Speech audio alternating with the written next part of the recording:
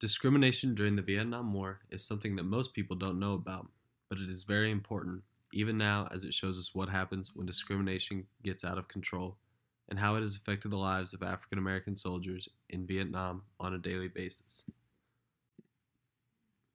Even though African Americans only made up around 13% of the deaths in the Vietnam War, almost 25% of those killed in action were African American.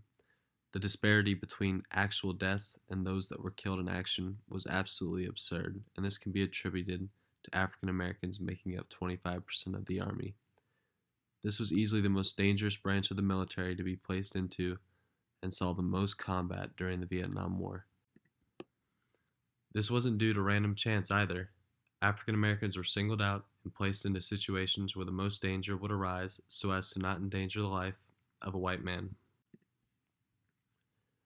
During this time, many African American soldiers were also put on the front lines because their lives were considered to be less valuable than that of a white soldier's life.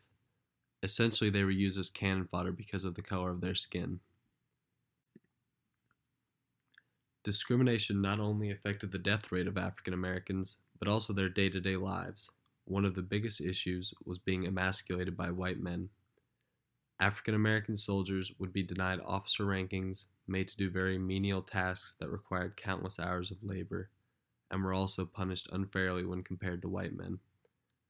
African American men also made up 26% of non judicial punishments and 34.3% of court martials while in Vietnam, which is extremely disproportionate to the number of African Americans that actually served in the military, showing that not only were the soldiers discriminating against African Americans, but the politicians as well.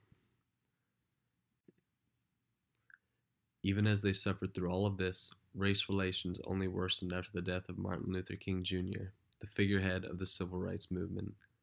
After his death, white soldiers hung up Confederate flags on the barrack walls to support the murder of Martin Luther King Jr.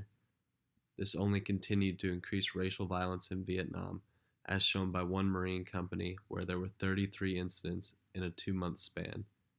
Even when the incidents were discovered, almost, if not all of the blame was placed on African Americans, which further showed that discrimination had become commonplace in both Vietnam and back in the United States. Discrimination was extremely prevalent during the Vietnam War, and it is important to know so that we do not make the same mistakes again. Thank you all for listening.